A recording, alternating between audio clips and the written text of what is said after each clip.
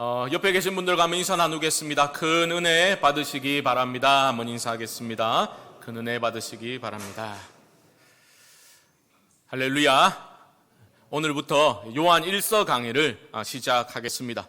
원래는 요한 복음을 한번 나눌 그런 계획이 있었습니다. 작년 하반기쯤에서 우리가 예수님을 좀 더 배워야 되겠다, 예수님을 배워야 되겠다라는 마음을 주셔서 요한 복음을 전해야 되겠다 생각하였는데 계획에 약간의 변동이 생겼습니다. 요한 1서를 먼저 나누어야 되겠다라고 결정하게 되었습니다. 요한 복음도 또한 우리가 살펴볼 요한 서신도 다 사도 요한이 기록한 것입니다. 요한 복음을 이제 기록한 목적, 이 사도 요한은 자신이 쓰는 목적을 분명히 기록해 두었거든요. 요한복음 20장 31절을 보시면 그 기록 의도를, 목적을 이렇게 밝히고 있는데요. 우리 앞을 보면서 한번 함께 읽어보겠습니다. 시작. 오직 이것을 기록함은 너희로 예수께서 하나님의 아들 그리스도이심을 믿게 하려 함이요, 또 너희로 믿고 그 이름을 힘입어 생명을 얻게 하려 함이니라. 아멘.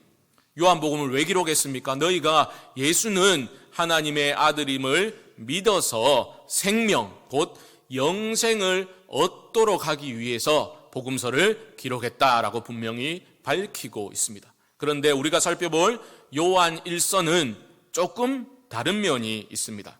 요한 1서 5장 13절을 보면 그 목적을 이렇게 밝히고 있는데요. 함께 읽어보겠습니다. 시작.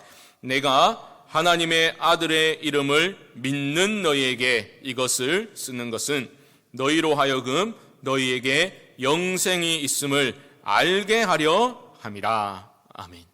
이 차이를 여러분 아시겠습니까? 요한복음은 예수님을 믿어서 영생을 얻도록 하기 위해서 기록하였고, 요한 1서는 이미 예수를 믿어 영생을 가진 사람들이 너희에게 영생이 있다라는 것을 알게 하기 위해서 기록하였다라고 말하고 있는 겁니다.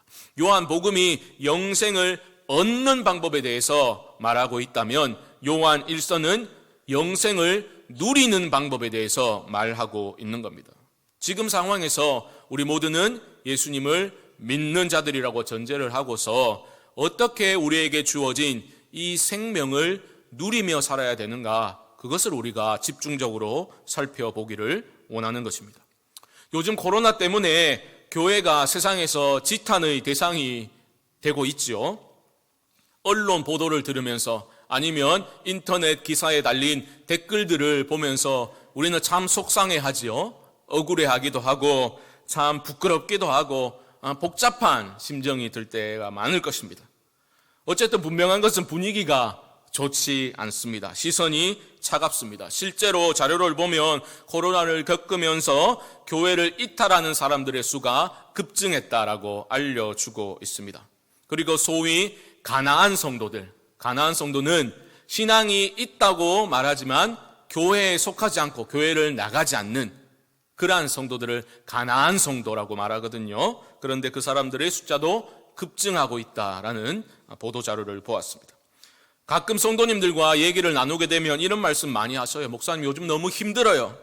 직장에서도 눈치 보이고 대놓고 교회 가지 말라고 이야기를 듣기도 해서 참 힘 빠지고 위축이 많이 됩니다. 이런 얘기를 많이 듣게 됩니다. 이런 상황에서 왜 요한 1서를 살펴보고자 하는가?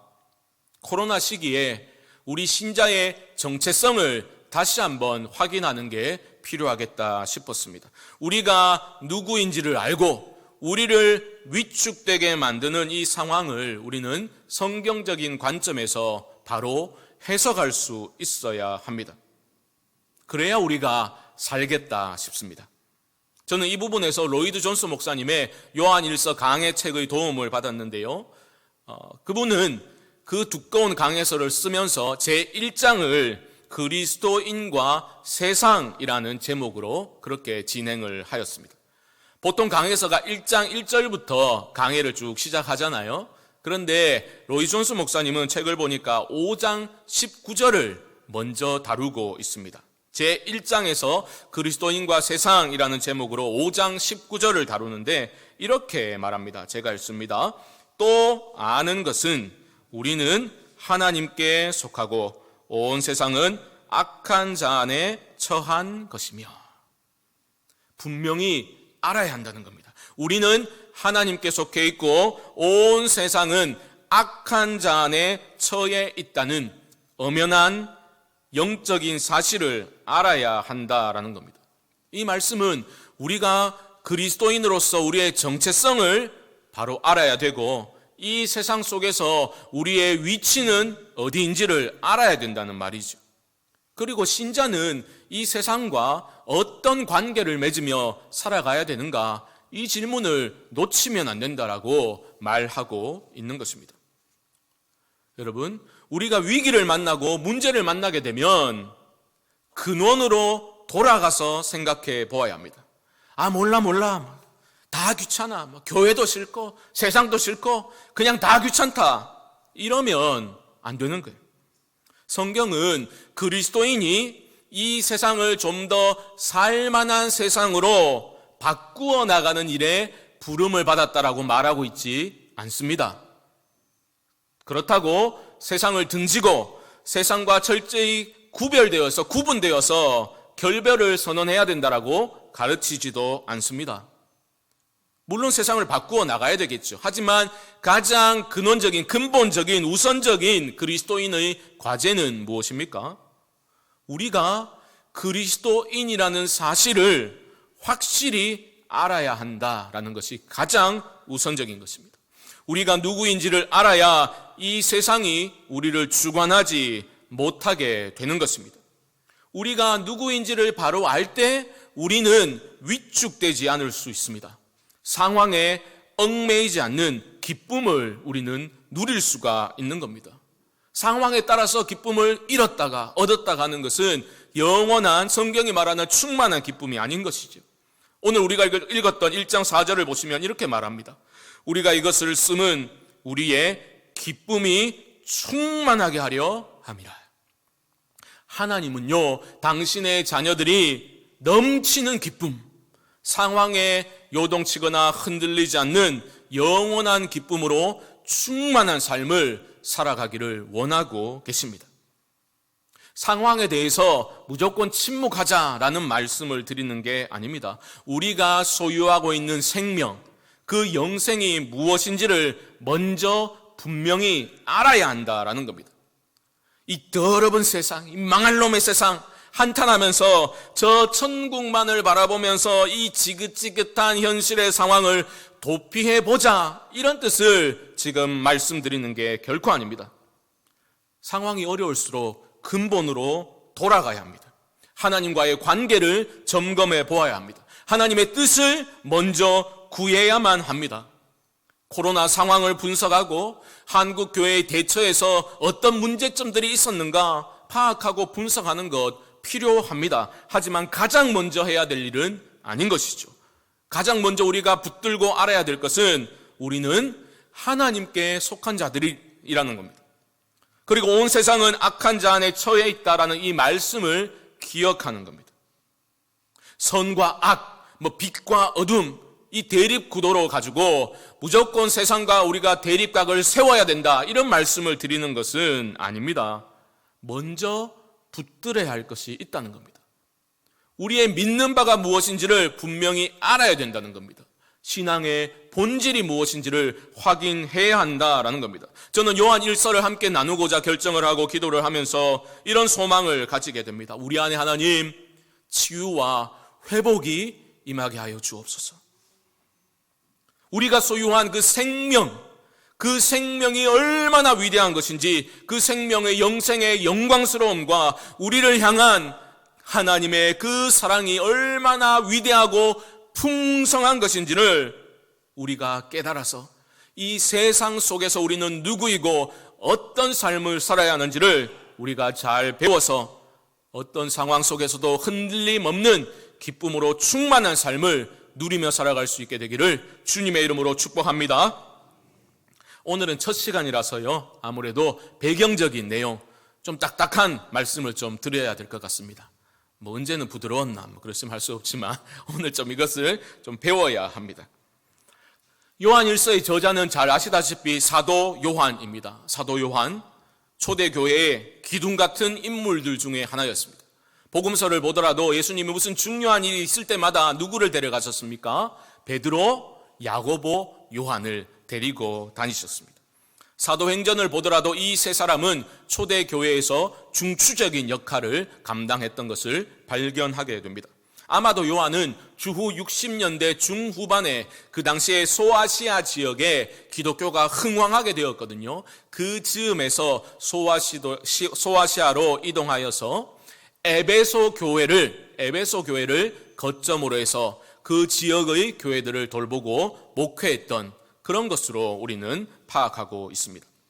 그러니까 우리가 요한 계시록을 읽어보게 되면 소아시아 7교회에 대해서 요한이 그 사정을 속속들이 잘 알고 있구나라는 것을 우리가 발견하게 되지 않습니까? 그런데 요한 1서를 보게 되면요, 수신자가 특정되어져 있지 않습니다. 근데 많은 학자들이 에베소 교회에 보낸 편지일 것이다 라고 보기도 하고요, 좀 더 확대하면 비슷한 상황에 처해 있었던 소아시아 지역의 성도들을 위로하기 위해서 보낸 편지다라고 봅니다.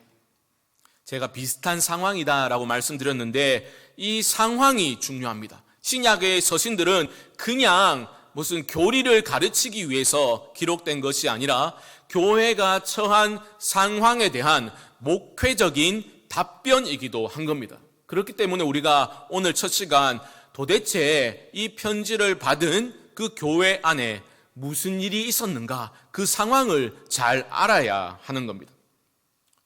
여러분, 요한서신 하면 여러분은 가장 먼저 무엇을 떠올리게 됩니까? 사랑이라는 단어를 많이 떠올리죠. 사랑의 서신이다. 사도 요한은 사랑의 사도다. 다시 말하노니 서로 사랑하라. 사랑을 강조했던 그러한 서신으로 우리는 잘 알고 있습니다. 하지만 그 사랑이라는 것은 모든 것이 안정적인 상황에서 너무 좋다, 이런 감상적인 차원의 사랑이 아니었습니다. 요한 1서는요, 큰 시련을 겪은 그 교회를 위해서 쓴 서신입니다. 교회가 큰 시련을 겪었다고요. 어떤 시련을 겪었겠습니까? 왜 그런 시련을 겪었겠습니까? 요한 1서는 교회 안에 들어온 이단의 무리들 때문에 교회가 고통을 받았다라는 것을 암시하고 있습니다. 요한 1서 읽어 나가다 보면 요한이 굉장히 강하게 비판하는 사람들이 등장합니다. 요한은 그들을 적그리스도들이라고 부르고 거짓말하는 사람들, 미혹하는 자들, 거짓 선지자들이라고 강하게 비판하고 있습니다. 그런 사람들이 교회 안에 들어온 거예요. 그래서 교회를 흔들었던 것입니다. 그런 상황을 교회는 다행히도 잘 극복은 하였습니다. 그 상황이 어떠했는지를 요한 1서 2장 19절을 보면 우리가 어느 정도 파악을 할 수 있는데요. 2장 19절 보십시오. 제가 읽습니다. 그들이 우리에게서 나갔으나 우리에게 속하지 아니하였나니 만일 우리에게 속하였더라면 우리와 함께 거하였으려니와 그들이 나간 것은 다 우리에게 속하지 아니함을 나타내려 함이니라. 보십시오. 그들과 우리가 완전히 구분되고 있습니다. 그들은 우리에게 속하지 않았다. 우리는 하나님께 속했는데 우리에게 속하지 않았다라는 것은 하나님께 속하지 않았다라는 말이죠. 그리고 그들은 결국 나가게 된 겁니다.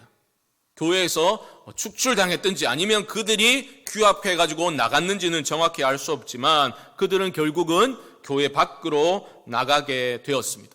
상황이 정리가 되었다라고 볼 수 있겠죠.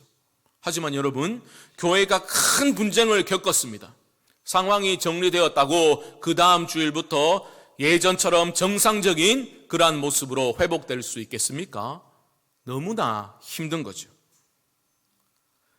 문제는 해결되었더라도 남아있는 사람들 안에서 그 시련을 겪으면서 주고받은 상처들이 있는 거죠.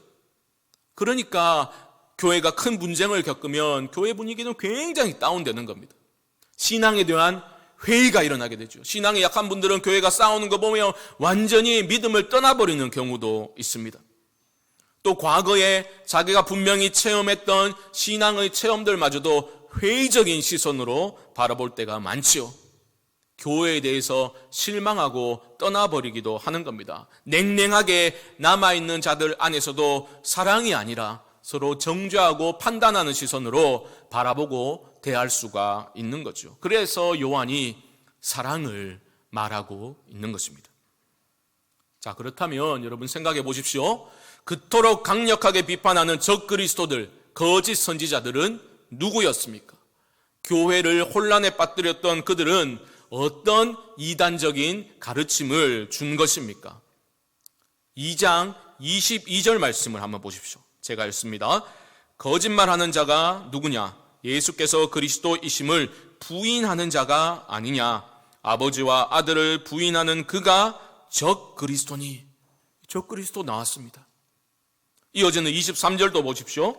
아들을 부인하는 자에게는 또한 아버지가 없으되 아들을 시인하는 자에게는 아버지도 있느니라. 여러분, 거짓 선지자들이 무슨 주장을 한 것 같습니까? 일단 그들은 예수와 그리스도는 다르다라고 말했습니다. 예수는 그리스도가 아니라고 주장했습니다. 예수는 하나님의 아들이 아니라고 주장했습니다. 4장 3절에도 비슷한 내용이 나오는데요. 보십시오. 제가 읽습니다. 예수를 시인하지 아니하는 영마다 하나님께 속한 것이 아니니 이것이 곧 적그리스도의 영이니라. 오리라 한 말을 너희가 들었거니와 지금 벌써 세상에 있느니라. 여러분, 우리에게는 좀 생소한 그러한 주장이죠. 우리는 어떻게 말합니까? 예수 그리스도 하나로 보잖아요. 당연히 예수 그리스도라고 말하죠. 그런데 그들은 이 둘을 분리를 한 겁니다. 왜 이런 주장이 나왔냐 하면 이 사람들은 영지주의의 영향을 받아서 생겨난 이단입니다. 그들을 영지주의자라고 부르는데요. 여러분, 영지가 무슨 뜻인지 아십니까? 영비천 만들 때 넣는 거 말고, 그 영지 말고, 영지는 헬라어 그노시스를 번역한 말인데요. 신비로운 지식이라는 뜻입니다. 영적인 지식이라는 뜻이에요. 이 영지주의자들은요, 이 신비한 영적 지식을 소유하게 됨으로써 우리가 구원을 얻는다라고 주장하였습니다. 한마디로 영지주의는 깨달음의 종교입니다. 그들은 우리가 무지해서, 우리가 깨닫지 못해서 이 땅 가운데서 고통을 겪으며 살아가는 것이다 라고 가르쳤습니다. 그런데 이 그노시스, 이 영적 지식을 소유하기만 하면, 깨닫기만 하면 어둠에서 벗어나서 모든 인생 고로부터 해방되고 구원을 얻게 된다라고 가르쳤던 것입니다. 여러분, 좀 더 집중해서 들으셔야 됩니다. 이것을 잘 아셔야지 요한 1서를 이해를 잘 하실 수가 있어요. 영지주의자들은요, 이원론자였습니다. 이원론은 어려운 게 아니에요. 선과 악이 있는데 그들은 선한 신이 영적인 세계를 창조했고 악한 신이 물질 세계를 창조했다라고 가르쳤습니다. 인간의 고통은 어디에서 나온 거냐? 바로 물질계 자체가 악하기 때문에 우리는 이 땅을 살면서 고난을 겪을 수밖에 없는 것이다 라고 말하는 거예요.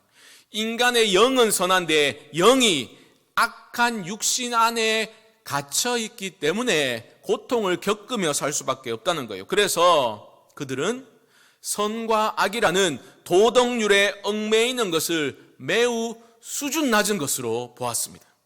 그거는 무지해서 그렇다는 거예요.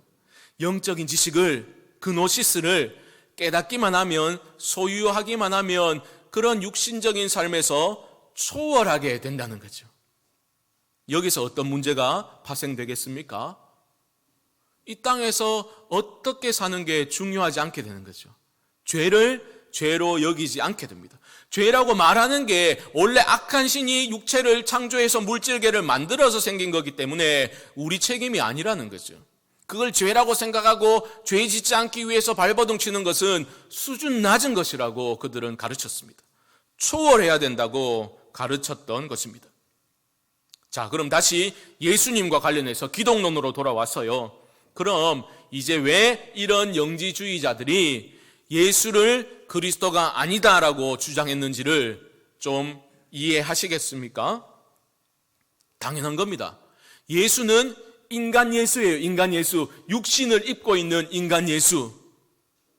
인간 예수가 어떻게 하나님의 영을 가질 수 있겠습니까?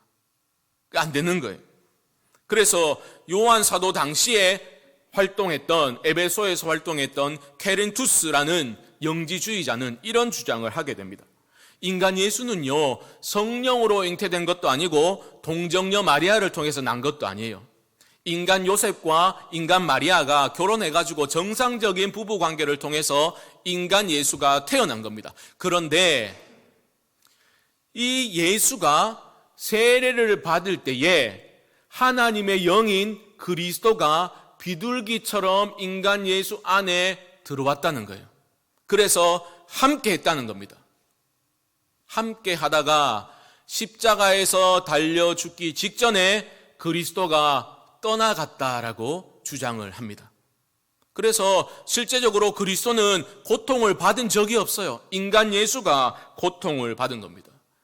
이렇게 그들은 하나님의 성육신, 그리스도의 성육신을 믿지 않았던 겁니다. 왜요? 어떻게 악한 육신의 그 감옥에 하나님의 영이 갇힐 수 있단 말이냐. 계속 그렇게 머무를 수가 없다. 그래서 그들은 잠시 왔다가 그런 것처럼 보인다라고 해서 가현설이라는 주장도 하였던 겁니다. 여러분 거의 다 왔습니다. 잘 집중해서 들어주십시오. 자, 보십시오. 이제 이 영지주의 이단은요, 잠깐 반짝했다가 사라지지 않았습니다.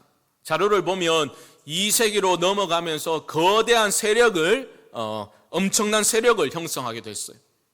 그런데 다행스럽게도 3세기를 넘어가면서 세력이 약화되기도 했지만 이 영지주의는 완전히 사라지지 않습니다. 다양한 옷을 입고 계속해서 출현하게 되는 것이고, 오늘날 포스트 모던 시대에는 이 영지주의가 다시 부흥을 맞이하고 있습니다. 뉴 에이지 운동, 이런 것들이 다 연결이 되어 있는 거예요. 이게 왜 다시 부흥하겠습니까? 우리의 죄성에 너무 잘 맞기 때문에. 포스트 모던 사회에서는 절대적인 것을 인정하지 않죠. 모든 것을 상대화시켜 버립니다. 그렇기 때문에 어떤 것들을 말하면, 그래, 그건 너에게는 진리일 수 있겠지만 나에게는 아니야. 절대적인 진리를 인정하지 않습니다. 여러분, 절대적인 진리, 어떤 절대적인 기준을 인정하지 않게 되면 어떤 결과가 나옵니까? 죄를 죄로 여기지 않게 됩니다. 그래서 오늘날 사회에 너무나 잘 부합되는 것이죠. 첫 시간이라서 제가 배경적인 설명을 좀 많이 드렸는데, 여러분 이것을 잘 기억하셔야 요한 1서를 잘 이해하실 수 있습니다. 오늘 말씀을 통해서 우리는 어떤 적용점을 찾아볼 수 있겠습니까? 집중해서 잘 들으셨으니까 제가 흥미로운 예화를 하나 들어드리겠습니다. 2000년 1월 10일 월요일에 대구 지산동의 에스모 교회에서 어떤 일이 일어났습니다.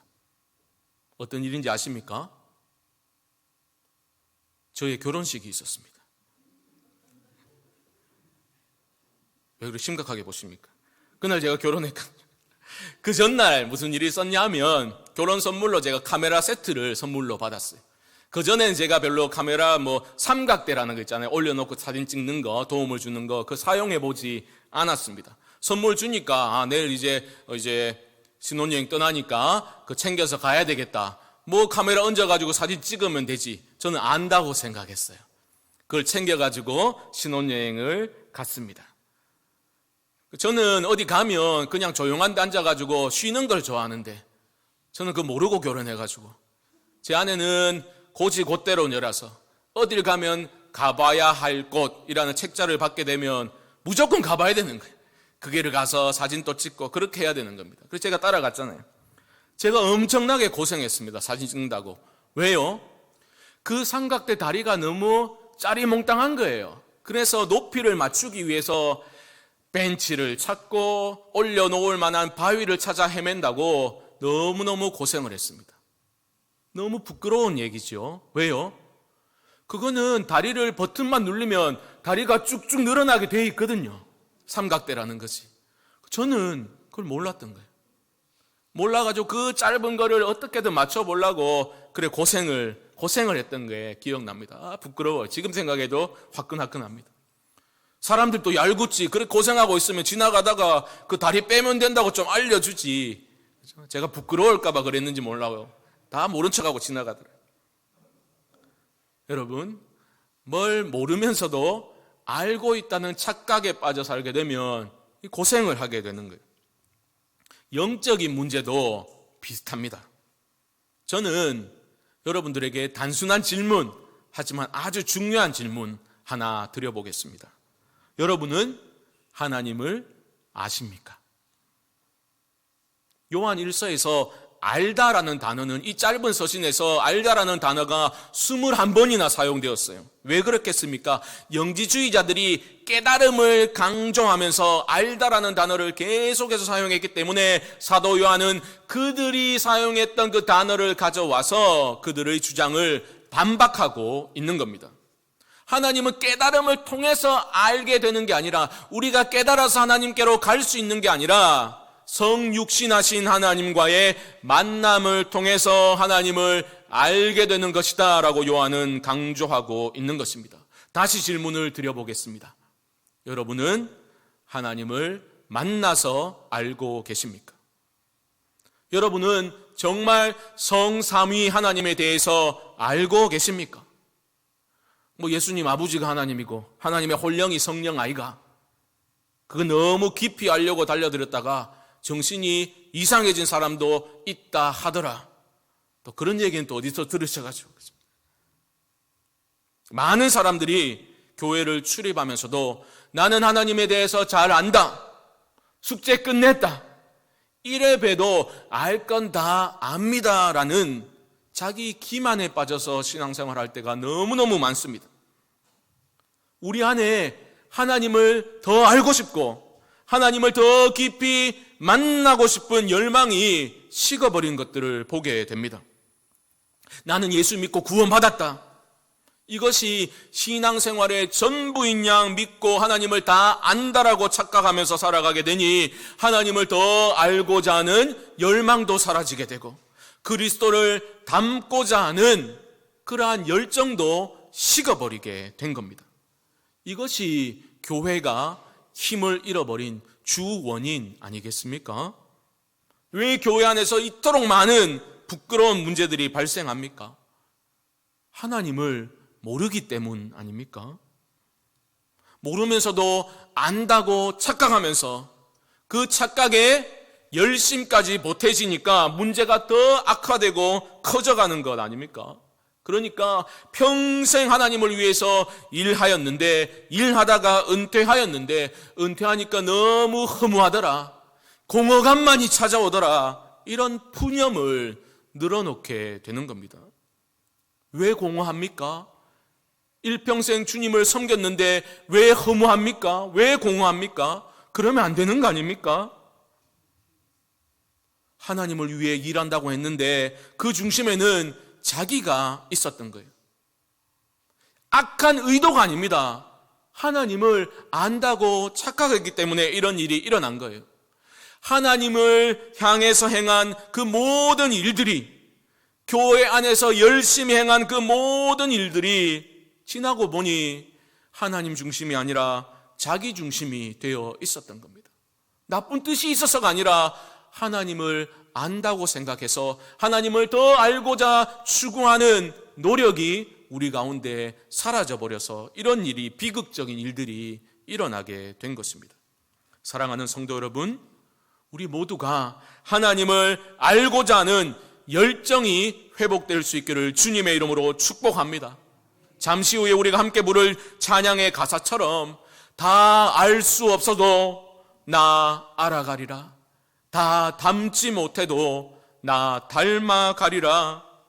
주님과의 그 만남을 재개하셔서 그 주님을 더욱더 알아가고 그 주님을 닮아갈 때에 우리 삶의 질서가 회복되고 변치 않는 기쁨과 평안이 임하게 될 줄 믿습니다. 여러분, 십자가는 여러분이 다 몰라요. 우리 모두가 결코 다 알 수 없는 하나님의 사랑입니다. 누가 감히 나는 십자가 안다라고 말할 수 있습니까? 다 안다고 착각하면 안 되는 거예요. 예수님을 더 알기 원하는 그 열정이 우리에게 회복되어야 합니다. 우리가 잘 아는 찬송가의 가사처럼 내 평생의 소원, 내 평생의 소원, 계속해 주신 사랑을 간절히 알기 원하네. 우리 모두가 여호와를 알자, 힘써 여호와를 알자, 이렇게 서로를 격려하면서 하나님의 그 사랑의 위대함과 부요함을 그 알아감을 통해서 내가 살고 우리 가정이 살고 우리 교회가 살아나는 참된 부흥을 우리가 경험할 수 있게 되기를 주님의 이름으로 간절히 축원드립니다.